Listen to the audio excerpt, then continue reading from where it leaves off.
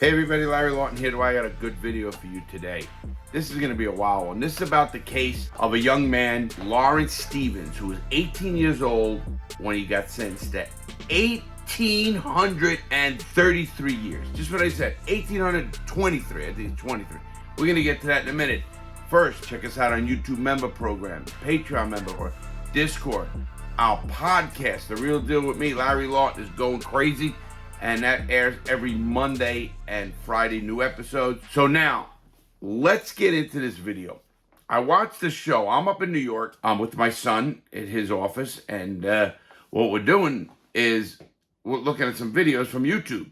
And I caught upon this video. Boy, you want to talk about racism in our justice system? Racism is off the charts in our justice system. And it's still going on. In fact, this guy just got out. So maybe this is going to change of little things, but the case starts like this. In 2001, this young kid, Lawrence Stevens, does an armed robbery, guilty, nobody's saying that, does deserve a sentence. They robbed these two guys.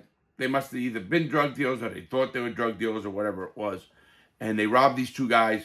Gunpoint, all serious stuff. One guy organized it. Now listen to this. Two black kids. Now these kids are young at the time, 17 and 18 years old. The other guy, the older white guy, and it's the only thing, gets 10 years for organizing this. Why he doesn't get an organizational role or enhanced for maybe an 851 or whatever, you know, that's a code for enhancement in drug offenses and whatever they also are. He gets 10 years. This kid Nolan, Darnell Nolan, does the robbery with this young guy, gets 30 years. But this kid, Lawrence Stevens, gets 1,823 years in prison. And what this judge said is amazing. But let's go over the video piece by piece, everybody.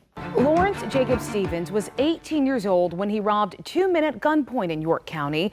He did not kill or seriously injure the victims, but he knew he deserved serious punishment, just not life in prison. He says the weight of the sentence made him contemplate suicide over the last 2 decades he spent behind bars. Did you hear that? Knows it. Did it. The weight of this is there. He's taking blame. The kid's in 21 years, young kid at that age. I don't even want to know, and I really do know. I don't know for a fact what happened in there. But at his age, a lot of bad happened to him. And it's really sad. It really is. But just days before Christmas, he learned he won't die there. I can't even tell you, like, Christmas came early this year. Like, I'm so excited. Hear that? This kid got a pardon, and you hear that, and he is so excited. Listen, when this hit, when I watched this, boy, this hit home. I watched the guy get a pardon, Donnie Clark, and how they come in, they stop you around. But a presidential pardon, I think, is different, because they gave this guy a pardon, but they're going to give him time to get out. He didn't get out immediately. This is what blew my mind. Stevens says the joy he feels knowing he will be free for the first time in 20 years does not minimize the pain he caused when he was 18 years old. According to court records obtained by News 3, Stevens and another young man at the time, Darnell Nolan, robbed 2 men inside a York County home back in 2001. Young people out there listening and watching this video, when they say robbed a dwelling, see, they went into another person's home. That's way worse than robbing a business. It's way worse than robbing a guy on the street. Obviously, they're all very bad. All of them are going to have you in prison for a long time. But that's called the robbery or robbery of an occupied dwelling. I mean, somebody lives there. And they know how it's called an unoccupied or an occupied dwelling. Robbing an occupied dwelling will get you the most serious time. But in this case, it's a whole different case if you just listen. Listen to the little parts of this and you'll understand why it's different. They held the men at gunpoint and bound them with tape to keep them from running away. They ransacked the home for drugs and money. They ransacked the home for drugs and money. Now, a lot of people are thinking, oh, that's what people do anyway. You know, that's how they do it. No, when you're ransacking a home and there's an organized strike like this, it's because usually they think the guy's a drug dealer, the other guy. So a lot of, they were robbing a drug dealer. Now, we also got a hold of what Judge Prentice Smiley said when he sentenced the 18-year-old Stevens to die in prison. He said, quote, "You do not deserve to re-enter society at any time during your natural life." Think of what that judge just said. Did he, obviously, I think this judge just doesn't care about life. I looked up the judge. His name is Judge Prentice Smiley Jr. He actually died in 2008. Listen to this. He had a heart attack on the bench. This is Virginia now. Goes back to work. This is in 2007. Goes back to work. He retires in 2008, and he dies a month later. Now, this judge said that racist sentence I have up on the board right now. You do not deserve to re-enter society at any time during your natural life. What a quote, huh? Now, the other guy got 30 years, and the white guy got 10 years. Now, I'm not saying, see, the white guy didn't have the gun. He was there, but he was the boss, or he organized it. So that even tells me, listen, there's a leadership role in that guy's case. These kids are just following orders, or, especially at that time, being manipulated. The judge went on to say, if you are ever released by the Department of Corrections in their wisdom, it would not be at the direction of this court. What he is saying is, don't ever come back to me with a appeal or any kind of ruling, because I think these guys don't deserve relief at all. Well, obviously, he's not the last saying anything, although they're pretty final. These cases go through court. They go through a long, long process of court, and most people lose. But this judge, in my mind, there's a part of racism here, I'll tell you what. But Stevens is being released at the direction of Governor Ralph Northam. He has pardoned 700 people during his time in office. Good for you. He pardons people for tough sentences, or people who need second chances. Listen, when people vote somebody in office, they're going to vote for their conscience. They're going to vote for the things that they think are important. You know that. So that's who you're voting for. Remember that when you go for a judge, don't just, whitewash it. Oh, it's just a judge. That guy's going to hold the fate of one of your people's lives in the hands. So look what Governor Northam did. He pardoned this young man and seven other hundred,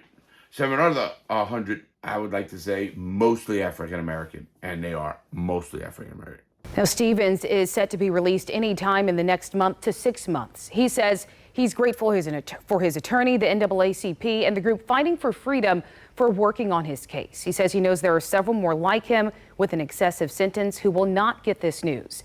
Governor Northam says he is working through pardon applications until he has to turn over the keys to Governor-elect Glenn Youngkin in less than a month. Here's a part of this case that people don't know. There's totally a racist system we're in. And obviously, it needs to be fixed. It has to be fixed in the right way. It doesn't have to be fixed by a governor doing what he did. Obviously, he's correcting a wrong. But we need to put laws and judges and police in place who are not just about racism, not just about everything. They understand the law and the policies and what's important. And I always bring it down to this, everybody. Common sense.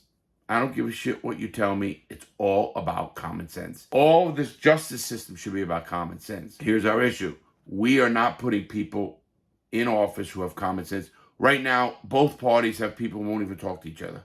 I mean, you want to talk about babies or kids, and those are the people who are supposed to set the laws that the judges are supposed to follow. So if you're not seeing the irony in here, it's crazy.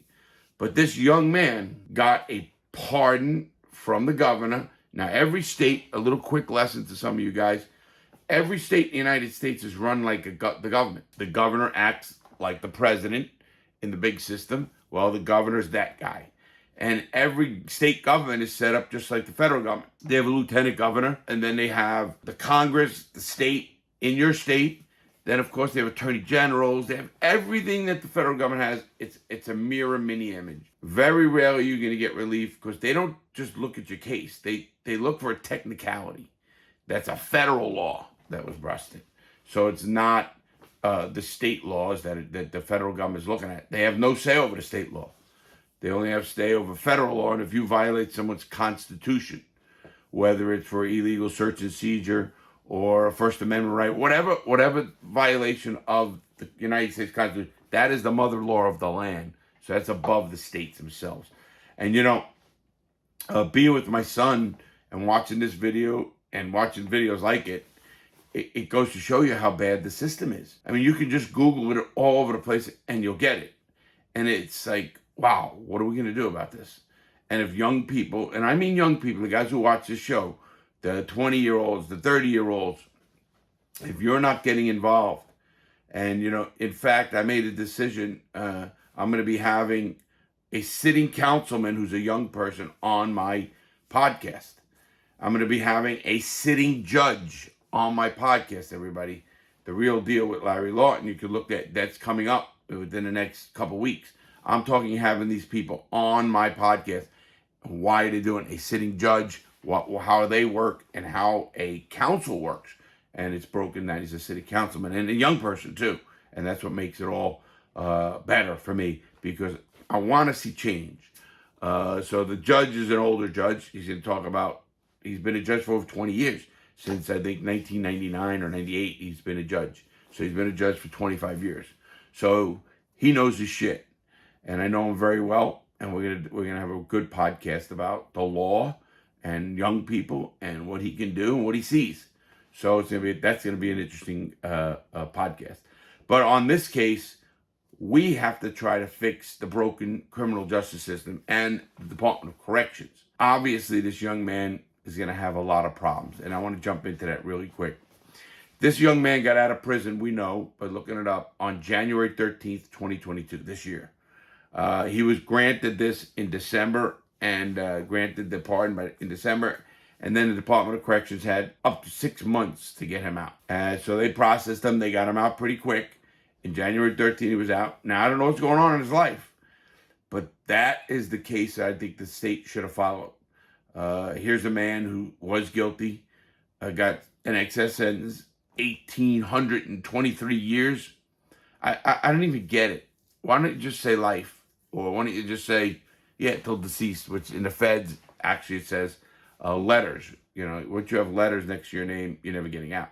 You have to get out in a box, in a pine box, they say. But this young man got out, and he got a pardon, which I want to commend Governor Northam for that. I mean, good for you. We need more governors who do that. Look at cases like that and say, come on.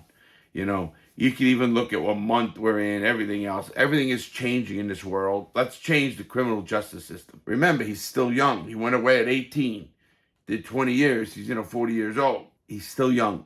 He's got his whole life ahead of him. I got out of prison at 46 years old. Already 46 years old, I got out of prison.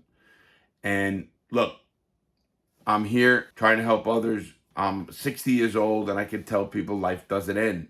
So if you made your mistake, whether you're in prison, getting out of prison, or just fucked up your life and got it back by being a drug addict or something, or whatever happened in your life, you made bad choices.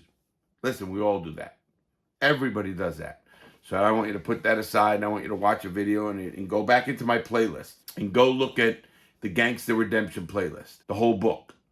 How you can make bad choices, be a bad person, change your life. And for what reasons? Because you know there's more to life than this the crap that you're seeing on the bad videos. And I always want to try to change it. That's my goal. Change those bad videos, and it's all about choice making. I don't care who you are. I don't care where you're from and what country. It's all about making that good choice. And you all know there's consequences for bad choices. Listen, and I always preach this, what do you want to call it? I preach making good choices, but still living your life. Without living live your life. Whether it's this, this stuff is called love hash. Goes to show you how messed up I am. Goes to show love hash. And it's responsible. First of all, it's legal. I'm doing anything illegal. And it's responsible. He doesn't drive. He won't go somewhere. He won't mess around. Neither will I. I think about that, and I look at some of the people here who've got off drugs. I'm so proud of that. I get letters of people who got off drugs or straighten their life out. Listen to me. As I tell you, it's not about quitting something or something. It's you controlling it and not having it control you. Whatever that it is, don't let that happen to you. You control it. Other than that, look at me. I'm responsible. I'm doing the History Channel tomorrow. I got responsibilities. I got to go there. I got to make sure I do it. I got to make sure I do it right. I got to be, get COVID tested. Still fucking New York. But it is what it is here. I'm going on this young man who's getting out of prison, Lawrence Stevens. Lawrence Stevens getting out of prison. And he's out. And I hope he's doing well. I'd like to reach out to him. I try to find him. I can't. If you know where he is, put it in a comment or send me an email. Because I'd love to reach out to him and see how he's doing, and we could talk about a lot of things that are going to happen to him or happening to him. Obviously, he seemed very contrite. He took responsibility for his actions. And obviously, I like the kid because he's not a snitch that I know of. You're not getting 1,823 years being a snitch. If he is, you get the fucking worst lawyer on the planet. So I want to wish him well. The judge who died, is it karma? I don't know, everybody. Is it karma? Just might be. I wish Stevens well again. And these are the things I want you to pay attention to. The system we're in. And if you're a young person, please go out, vote, run for office, do something. Change the system you live in. Guys my age are done. I happen to be all right because I listen to you guys. I love hanging with young people. And maybe inside I'm a young person. Please make good choices, everybody. Now, have a great day. I will see you next time. Happy Father's Day, I gotta say it. It's coming up. I'm gonna do a video for that. And have a great day, everybody. Please stay safe. See you next time.